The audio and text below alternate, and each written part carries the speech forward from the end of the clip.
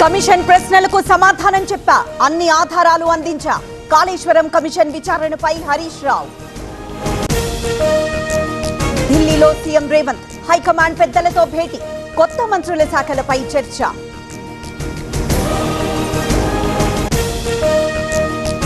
రహదారుల నిర్మాణంపై చంద్రబాబు సమీక్ష, మంత్రి బీసీ జనార్దన్ రెడ్డి ఉన్నతాధికారులు హాజరు. సాయంత్రం స్టేట్ క్వాంటమ్ మిషన్ పై సీఎం రివ్యూ. కొండపల్లి చైర్మన్ ఎన్నిక మరోసారి వాయిదా, అధికారులు ప్రభుత్వం తీరుపై వైసీపీ ఆగ్రహం, కావాలని అడ్డుకుంటున్నారన్న జోగి రమేష్. జూబ్లీహిల్స్ పిఎస్ లో ప్రభాకర్ రావు ఫోన్ ట్యాపింగ్ కేసులో సిట్ విచారణ, హార్డ్ డిస్క్ల ధ్వంసంపై ప్రశ్నిస్తున్న ఏసీపీ. ఆరోగ్యంగా ఉన్నానంటే చిన్న కుమారుడే కారణం, మా అబ్బాయి ఎదుగుదల చూసి ఏడుస్తున్నారు. కూతురు క్రాంతి ట్వీట్ పై Mudragada counter.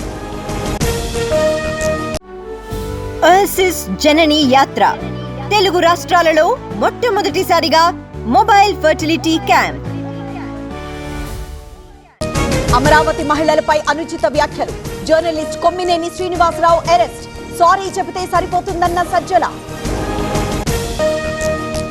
Anantapuram SP office ఎదుట వైసీపీ నిరసన, తన్మయ్ కుటుంబంతో కలిసి ధర్నా, బాధిత కుటుంబానికి న్యాయం చేయాలని డిమాండ్.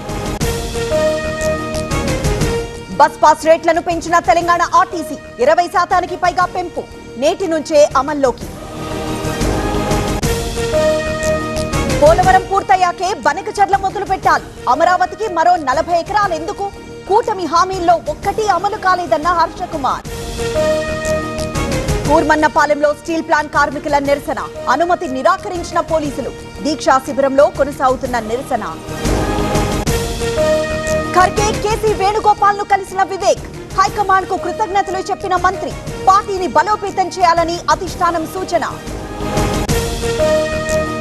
నంద్యాలలో సీతారామచంద్ర స్వామి బ్రహ్మోత్సవాలు, వైభవంగా కళ్యాణోత్సవం, పాల్గొన్న జూపల్లి రామేశ్వరరావు.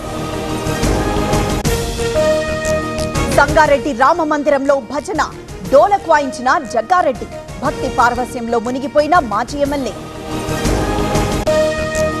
వనస్థలిపురంలో అడ్వకేట్ కిడ్నాప్ కలకలం, ఫోన్ లొకేషన్ ఆధారంగా 3 అరెస్ట్, డబ్బుల విషయమే కారణమని సమాచారం. దేశంలో విజృంభిస్తున్న కరోనా, 6,491 యాక్టివ్ కేసులు, కేరళలోనే అత్యధికం. ఈసీపై రాహుల్ వి తప్పుడు ఆరోపణలు, బాధ్యతారహితంగా మాట్లాడుతున్నారు. దేవుడు మంచి బుద్ధి ప్రసాదించాలన్న నడ్డా.